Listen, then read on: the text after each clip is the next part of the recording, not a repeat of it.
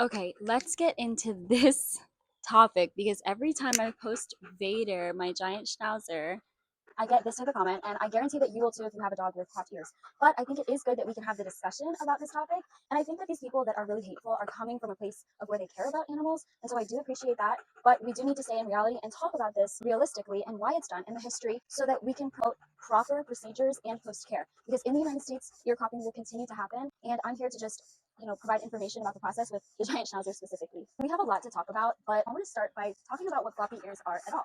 Charles Darwin actually talked about floppy ears in his Origin of Species. I highly recommend you check that out if you're interested. But there are no wild animals with flopped ears except for elephants. So think about wolves and how we created dogs from wolves and selectively bred breeds for working purposes originally. And so that's how we have purebred dogs. They were bred to do specific things, and now there are pets and also can do working jobs as well. In Charles Darwin's research, he was discussing how flopped ears are the result of domestication. This is why most of our livestock has flopped ears, including some of our dogs, right?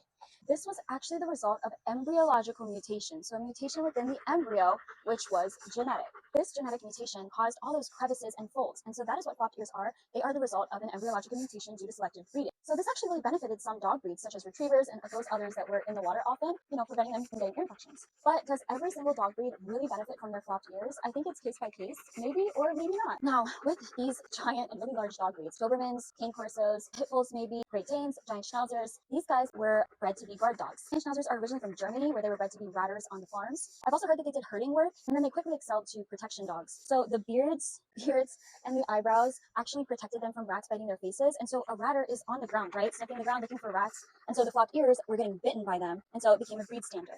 This also makes them look more intimidating. That's true. This dog cost close to $5,000. I was going to make sure that this dog was going to be exactly what I wanted. Giant Schnauzers with floppy ears are really cute, and I think they're amazing as well. But they do look poodleish and friendly. And so having a dog that we purchased both for a family companion and farm protection dog and ratter, we definitely wanted to, get our money's worth. Now, like I said, people will continue to crop their dogs in the United States because it is legal here.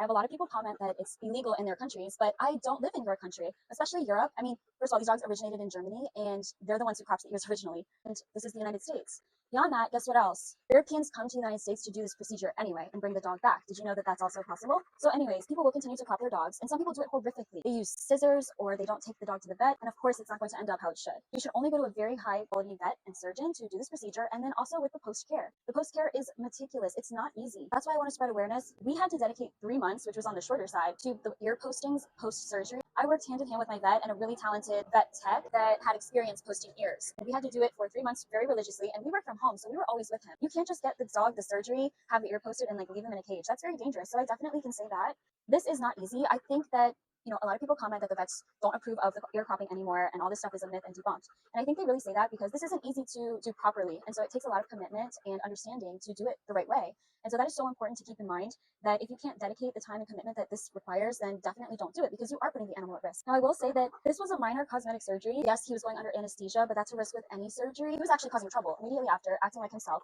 I don't think you guys understand how much power these dogs have, and those alike. These dogs are like tanks, but of course that doesn't mean that, they should go through pain ever. At the end of the day, vets are incredibly smart people and they have so much knowledge. But in my case, my vet, this was the first giant schnauzer they had seen, or just maybe 1 or 2 more they have seen ever.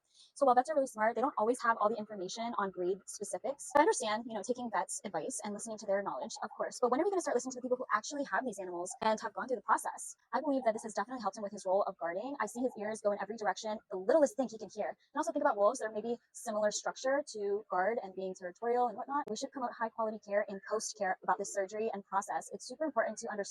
So at the end of the day, guys, I think it's great to talk about animal welfare, but there's a way to do it to make it effective.